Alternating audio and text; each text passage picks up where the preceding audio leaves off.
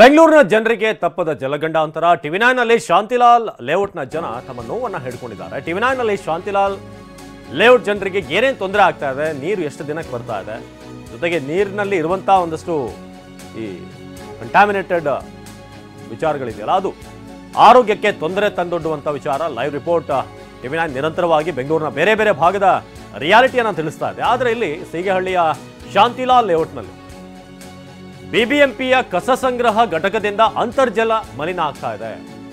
ಬೋರ್ವೆಲ್ನಲ್ಲಿ ಕಲುಷಿತ ನೀರು, contaminated water ಬರ್ತಾ ಇದೆ. ಇದನ್ನ ಏನಾದರೂ ಸೇವಿಸಿದ್ರೆ ಚರ್ಮ ಸೋಂಕು ಫಿಕ್ಸ್.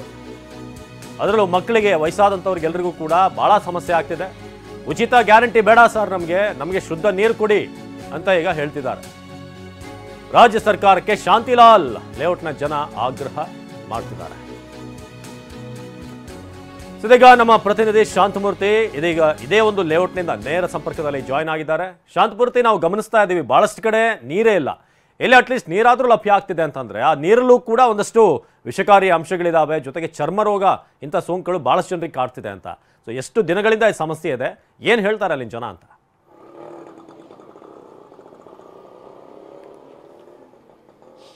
ಈಗಾಗಲೇ ಏನು ಬೆಂಗಳೂರಿನ ಬೇರೆ ಬೇರೆ ಭಾಗಗಳಲ್ಲಿ ನೀರಿಗೆ ಹಾಹಾಕಾರ ಶುರುವಾಗಿರುವಂಥದ್ದು. ಈ ಬಗ್ಗೆ ಟಿವಿ9 ಕೂಡ ನಿರಂತರವಾಗಿ ವರದಿಯನ್ನು ಪ್ರಸಾರ ಮಾಡ್ತಾ ಇದೆ. ಅದೇ ರೀತಿಯಲ್ಲಿ ಸೀಗೆಹಳ್ಳಿ ಗೇಟ್ ಪಕ್ಕದಲ್ಲೇ ಇರತಕ್ಕಂಥ ಶಾಂತಿಲಾಲ್ ಲೇಔಟ್ನ ಜನರು ಇದೀಗ ನೀರಿನಿಂದ ಸಂಕಷ್ಟವನ್ನು ಅನುಭವಿಸ್ತಾ ಇದ್ದಾರೆ. ಯಾಕಂದ್ರೆ ಈ ಒಂದು ಗ್ರಾಮದಲ್ಲಿ ಬರ್ತಕ್ಕಂಥ ಈ ಒಂದು ಲೇಔಟ್ಗೆ ಬರ್ತಕ್ಕಂಥ ನೀರೇನಿದೆ ಇದು ಕಲುಷಿತ ಆಗಿರುವಂಥದ್ದು. ಇನ್ನು ವಾರಕ್ಕೊಮ್ಮೆ ನೀರು ಬಿಟ್ಟರು ಕೂಡ ಇಲ್ಲಿಯ ಜನರಿಗೆ ಆ ನೀರು ಸಾಕಾಗ್ತಾ ಇಲ್ಲ. ಬರ್ತಕ್ಕಂಥ ಬೋರ್ವೆಲ್ ನೀರು ಕೂಡ ಕಲುಷಿತ ಆಗ್ತಾ ಇರುವಂಥದ್ದು ಇಲ್ಲಿಯ ಜನರನ್ನ ಕಂಗಾಲಾಗಿಸಿದೆ. ನೀವು ಗಮನಿಸ್ತಾ ಇದ್ದೀರಾ ನೀರಿನ ಒಂದು ಸ್ಥಿತಿ ಯಾವ ರೀತಿ ಇದೆ ಅಂತ. ಯಾಕಂದ್ರೆ ಇದೇ ರೀತಿಯ ನೀರು ಪ್ರತಿ ಮನೆಗೂ ಕೂಡ ಪೂರೈಕೆ ಆಗ್ತಿರುವಂತದ್ದು. ಈ ಒಂದು ಲೇಔಟ್ ನ ಪಕ್ಕದಲ್ಲಿ ಅಂದ್ರೆ ಹಿಂಭಾಗದಲ್ಲಿ ಬಿಬಿಎಂಪಿಯ ಕಸ ಸಂಗ್ರಹ ಘಟಕ ಇದೆ. ಈ ಒಂದು ಘಟಕದಲ್ಲಿ ಉತ್ಪತ್ತಿ ಆಗ್ತಕ್ಕಂಥ ತ್ಯಾಜ್ಯ ಏನಿದೆ ಇದು ಅಂತರ್ಜಲವನ್ನ ಸೇರಿ ಅದು ಲೇಔಟ್ ನ ಜನರಿಗೆ ಒಂದು ಸಂಕಷ್ಟವನ್ನ ತಂದಿಡ್ತಿದೆ ಅಂತ ಇಲ್ಲಿಯ ಜನರು ಆರೋಪವನ್ನು ಮಾಡ್ತಾ ಇದ್ದಾರೆ. ಇದರಿಂದಾಗಿ ಸಾಕಷ್ಟು ಜನರು ಈಗಾಗಲೇ ಚರ್ಮ ಸಮಸ್ಯೆಗಳಿಂದ ಕೂಡ ಬಳಲ್ತಾ ಇರ್ತಕ್ಕಂಥದ್ದು. ಅದ್ರ ಜೊತೆಯಲ್ಲಿ ನೀರನ್ನ ಯಾವ ರೀತಿ ಕುಡಿಯಬೇಕು ಅನ್ನೋ ಪ್ರಶ್ನೆಯನ್ನ ಕೂಡ ಮಾಡ್ತಾ ಇದ್ದಾರೆ. ಈ ಬಗ್ಗೆ ಸಾಕಷ್ಟು ಬಾರಿ ಮನವಿಯನ್ನ ಕೊಟ್ಟರು ಕೂಡ ಯಾರೊಬ್ಬ ಅಧಿಕಾರಿಗಳಾಗ್ಲಿ ಇವ್ರಿಗೆ ಸ್ಪಂದಿಸ್ತಾ ಇಲ್ಲ ಅನ್ನೋ ಅಳಲನ್ನ ಕೂಡ ಜನರು ತೋಡ್ಕೊಳ್ತಾ ಇರುವಂತದ್ದು. ನಮ್ಮ ಜೊತೆ ಇಲ್ಲಿಯ ನಿವಾಸಿಗಳಿದ್ದಾರೆ, ಮಾತಾಡಿಸ್ತಾ ಹೋಗ್ತೀನಿ. ಮೇಡಮ್, ಈಗ ನಿಮ್ಮ ಲೇಔಟ್ಗೆ ಯಾವ ರೀತಿ ಸಮಸ್ಯೆ ಆಗ್ತಿದೆ, ಮತ್ತೆ ಕಲುಷಿತ ನೀರು ಬರ್ತಾ ಇರ್ತಕ್ಕಂಥದ್ದು, ಅದ್ರ ಜೊತೆಗೆ ಒಂದಷ್ಟು ಚರ್ಮ ರೋಗಗಳು ಕೂಡ ಬರ್ತಾ ಇದೆ ಜನರಿಗೆ, ಈ ಬಗ್ಗೆ ಅಧಿಕಾರಿಗಳೇನಾದ್ರು ಗಮನ ವಹಿಸಿದಾರ ಅಂತ? ಸರ್, ಅಧಿಕಾರಿಗಳಿಗೆ ಪಂಚಾಯತಿಯವ್ರಿಗೆ ಎಲ್ಲ ಹೇಳ್ತಿದೀವಿ. ಚಂದ್ರು ಸರ್ ಅಂತಿದ್ದಾರೆ, ಅವ್ರಿಗೆ ಹೇಳಿದೀವಿ. ಪಾಪ ಎಲ್ಲ ಕೆಲವೊಂದು ಮಾಡ್ತಾರೆ, ಅವ್ರಿಗೆ ತಳ್ಳಬೇಕು ಸ್ವಲ್ಪ ಅಷ್ಟೇ, ಇನ್ನೇನಿಲ್ಲ, ಮಾಡ್ತಾರೆ. ಅವ್ರಿಗೆ ಸ್ವಲ್ಪ ಸಪೋರ್ಟ್ ಮಾಡಿದ್ರೆ ಮಾಡ್ತಾರೆ. ಒಂದು ಏನು ಗೊತ್ತಾ, ಇಲ್ಲಿ ಕಸದ್ದು ಡಂಪ್ ಆಗ್ತಿದೆಯಲ್ಲ ಅದು ಓಪನ್ ಆಗಿರಲಿಲ್ಲ. ಈಗ ರೀಸೆಂಟಾಗಿ ಈ ಸರ್ಕಾರದವ್ರು ಬಂದ ಮೇಲೆ ಓಪನ್ ಮಾಡಿದ್ದಾರೆ. ಅದೇನು ಮಾಡ್ತಿದೆ, ನೀರಿಗೆ ಅಂತರ್ಜಲ ಇದಾಗಿ ಈ ಥರ ನೀರು ಬರ್ತಾ ಇದೆ. ಕೆಲವರು ತುಂಬ ಜನ ನೆವೆ, ಮೈಯೆಲ್ಲ ನೆವೆ, ಮತ್ತು ಎಲ್ಲ ಸ್ಕಿನ್ ನೋಡಿ ಎಷ್ಟೊಂದು ಇದಾಗಿದೆ. ಡಾಕ್ಟ್ರ್ ಹತ್ರ ತೋರಿಸಿದ್ರೆ ನೀರು ಸರಿ ಇರಲ್ಲ ಅಂತ ಹೇಳ್ತಾರೆ. ಸ್ವಲ್ಪ ಅದು ಟೆಸ್ಟ್ ಎಲ್ಲ ಮಾಡಿಸಿದ್ರೆ ಅನ್ಸುತ್ತಲ್ಲ ಸರ್, ಇಷ್ಟೇ ಶುದ್ಧ ಕೂದಲಿತ್ತು, ಇವಾಗ ಇಷ್ಟೇ ಶುದ್ಧ ಆಗ್ಬಿಟ್ಟಿದೆ ಎಲ್ಲರಿಗೂ ನೋಡಿ. ಬೇಕಾರೆ ಎಲ್ಲ ನೋಡಿದ್ರೆ ತುಂಬಾ ಬೇಜಾರ. ಮೇಡಮ್, ಈಗ ನೀರು ಬರೋದ್ರ ಜೊತೆಗೆ ಬರ್ತಾ ಇರ್ತಕ್ಕಂಥ ನೀರು ಕೂಡ ಕಲುಷಿತ ಆಗಿದೆ. ಅದ್ರ ಜೊತೆಗೆ ನೀರಿನ ಸಮಸ್ಯೆ ಕೂಡ ಇರುವಂತದ್ದು. ಈ ಲೇಔಟ್ ಅಲ್ಲಿ ಎಷ್ಟು ಸಮಸ್ಯೆ ಅನುಭವಿಸ್ತಾ ಇದ್ದೀರಾ ಅಂತ? ತುಂಬಾ ಸಮಸ್ಯೆ ಆಗ್ತಿದೆ, ತುಂಬಾ ಸಮಸ್ಯೆ ಆಗ್ತಾ ಇದೆ. ಎಲ್ಲ ತುಂಬಾ ಸ್ಕಿನ್ ಎಫೆಕ್ಟ್ ಆಗ್ತಾ ಇದೆ. ಸ್ಕಿನ್ ಇದು, ಕೂದಲು ಇದು ಎಲ್ಲ ತುಂಬಾನೇ ಡೆಸ್ಟ್ ಬರ್ತಾ ಇದೆ. ತುಂಬಾ ಬ್ಲ್ಯಾಕ್ ಕಲರ್ ಡೆಸ್ಟ್ ಬರ್ತಾ ಇದೆ. ಅದರಿಂದ ತುಂಬಾ ಸಮಸ್ಯೆ ಆಗ್ತಾ ಇದೆ. ಈಗ ಕಸದ ಘಟಕದಿಂದ ಈ ರೀತಿ ಸಮಸ್ಯೆ ಆಗ್ತಿದೆ ಅನ್ನೋ ಆರೋಪ ಇದೆ.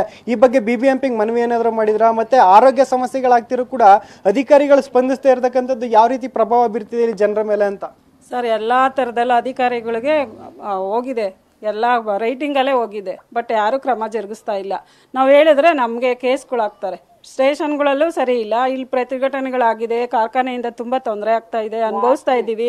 ವಾಕ್ ಮಾಡೋಕ್ಕಾಗ್ತಾ ಇಲ್ಲ, ಸ್ಕಿನ್ ಡಿಸೀಸ್ ಆಗ್ತಾ ಇದೆ, ಮತ್ತು ನೀರು ಕಲುಷಿತ ಆಗ್ತಾ ಇದೆ ಭೂಮಿಗಿಳಿದು. ಯಾವ ಥರ ಯಾರಿಗೆ ಮನವಿ ಕೊಟ್ಟರು ಯಾರು ಸ್ವೀಕರಿಸಿಲ್ಲ. ಅದೇ ಹೋರಾಟ ಮಾಡೋಕೆ ಹೋದ್ರೆ ನಮ್ಮ ಮೇಲೆ ಕೇಸ್ಗಳು ಜಡೀತಾರೆ. ಯಾರು ಎದುರ್ಕೊಂಡು ಬರ್ತಾ ಇಲ್ಲ. ಬೆಳಗ್ಗೆ ಸಂಜೆ ವಾಕ್ ಮಾಡೋಕ್ಕಂತೂ ಆಗ್ತಾನೆ ಇಲ್ಲ. ಆ ಥರ ಸೊಳ್ಳೆ ನೊಣಗಳು ಬೇರೆ, ತುಂಬ ಸೊಳ್ಳೆ ನೊಣ. ಯಾವ ಥರ ಇಲ್ಲಿರೋ ನಿವಾಸಿಗಳು ವಾಸ ಮಾಡಬೇಕಂತ ನೀವೇ ಹೇಳಬೇಕು, ಸರ್ಕಾರಕ್ಕೆ ತರಬೇಕು ಗಮನಕ್ಕೆ ನೀವು. ಮೇಡಮ್, ಈಗ ಸರ್ಕಾರಕ್ಕೂ ಗೊತ್ತು ನೀರಿಲ್ಲ ಸಾಕಷ್ಟು ಕಡೆಗಳಲ್ಲಿ ಅಂತ, ಈ ರೀತಿ ಸಮಸ್ಯೆಯನ್ನ ಫೇಸ್ ಮಾಡ್ತಿದ್ರು ಕೂಡ ಯಾರೊಬ್ರು ಅಧಿಕಾರಿಗಳು ಗಮನ ಹರಿಸ್ತಾ ಇಲ್ಲ, ಇದ್ರ ಬಗ್ಗೆ ಏನ್ ಹೇಳ್ತೀರಾ ಅಂತ? ಇಲ್ಲಿನ ಮೇನ್ ಪಂಚಾಯತಿ ಅಧಿಕಾರಿಯವರಿಗೆ ಗಮನಕ್ಕೆ ನಾವು ಫಸ್ಟೇ ಆಗ್ಲೇ ಒಂದು ವಾರದ ಮುಂಚೆ ತಂದ್ವಿ. ಹೋದ್ ಸತಿನೇ ಇದೇ ಸಮಸ್ಯೆ ಆಗಿತ್ತು. ಚಂದ್ರ ಸರ್ ಅಂತ ಅವ್ರಿಗೆ ಹೇಳಿದಕ್ಕೆ ಒಂದು ಬೋರ್ ಹಾಕ್ಸಿದ್ರು. ಅದರಲ್ಲೂ ನೀರು ಇವಾಗ 1/2 ಅವರ್ ಅಷ್ಟೇ ಓಡುತ್ತೆ. 1/2 ಅವರಲ್ಲಿ ಯಾರಿಗೆ ಅಂತ ಪಾಪ ಲೈನ್ ಮ್ಯಾನ್ ಅವರು ನೀರು ಕೊಡ್ತಾರೆ ಹೇಳಿ? ಅರ್ಧ ಗಂಟೆ ಕೊಡ್ತಾರೆ, ಅದಿಷ್ಟು ಬರುತ್ತೆ. ಅವ್ರು ಈ ಸತಿನೂ ಈಗ ಹೇಳಿದಕ್ಕೆ ಬೋರ್ಗೇನ ನಾನು ರೆಡಿ ಮಾಡಿದ್ದೀನಿ ಮೇಡಮ್ ಅಂತ ಹೇಳಿ ನೇನೇನೋ ಒಪ್ಕೊಂಡಿದ್ದಾರೆ. ಬೋರ್ ಆಲ್ರೆಡಿ ರೆಡಿ ಮಾಡ್ತಾ ಇದ್ದಾರೆ. ಅದು ವರ್ಷಕ್ಕೆ 1 ಬೋರ್ 2 ಬೋರ್ ಹಾಕ್ಲೇಬೇಕು ಸರ್. ಆ ಥರ ನೀರಿನ ಸಮಸ್ಯೆ ಜಾಸ್ತಿನೇ ಆಗ್ತಾ ಇದೆ.